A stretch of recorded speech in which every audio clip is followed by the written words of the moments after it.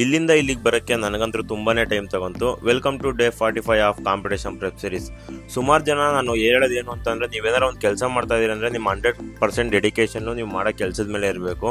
ನನಗೇನು ಟೈಮ್ ತಗೊಂತು ಅಂತಂದರೆ ಅದೇ ರೀಸನಿಂದನೇ, ಅಂದರೆ 6 ತಿಂಗಳು ಜಿಮ್ಗೆ ಹೋಗೋದು ಮತ್ತೆ ಬಿಡೋದು, ಇಲ್ಲ ಜಿಮ್ಗೋರು ಕರೆಕ್ಟಾಗಿ ಫುಡ್ ಮೇಂಟೈನ್ ಮಾಡದೇ ಇರೋದು, ಇದೇ ರೀಸನಿಂದನೇ ನನಗಂತೂ ತುಂಬ ಟೈಮ್ ತೊಗೊಂಡಿದ್ದು. ಕೆಲವೊಬ್ರು ಹೇಳ್ತಾರೆ ದುಡ್ಡಿದ್ರೆ ಈಸಿಯಾಗಿ ಬಾಡಿ ಮಾಡಿಬಿಡ್ಬೋದು ಅಂತ. ದುಡ್ಡಿದ್ರೆ ದೇವರಣೆಗೂ ಮಾಡೋಕ್ಕಾಗಲ್ಲ. ಫಸ್ಟು ನಿಮ್ಮದು ಕನ್ಸಿಸ್ಟೆನ್ಸಿ ಇರಬೇಕು, ಡಿಸಿಪ್ಲಿನು, ಡೆಡಿಕೇಶನ್ ಎಲ್ಲ ಇದ್ರೆ ಮಾತ್ರ ನೀವು ಒಂದು ಬಾಡಿ ಅಚೀವ್ ಮಾಡೋಕ್ಕಾಗೋದು. ದುಡ್ಡಿದ್ರೆ ಏನಾದ್ರು ಒಂದು ವಸ್ತುನ ಬೇಗ ಹೋಗಿ ತಗೊಂಬಂದ್ಬಿಡ್ಬೋದು, ಬಾಡಿನ ಹಂಗಲ್ಲ. ನೀವೇನು ನಿಮ್ಮ ಮೈಂಡ್ ಸೆಟ್ನ ಫಿಕ್ಸ್ ಮಾಡ್ಕೊಂಡಿರ್ತೀರಾ, ನಿಮ್ಮ ಡೆಡಿಕೇಶನಿಂದ ವರ್ಕೌಟ್ ಆಗಲಿ, ನೀವು ಫುಡ್ ಮೇಂಟೈನ್ ಮಾಡೋದಾಗಲಿ ಮಾಡ್ತೀರಾ, ಆಗ ಮಾತ್ರ ನೀವು ಬಾಡಿ ಮಾಡೋದಕ್ಕಾಗೋದು.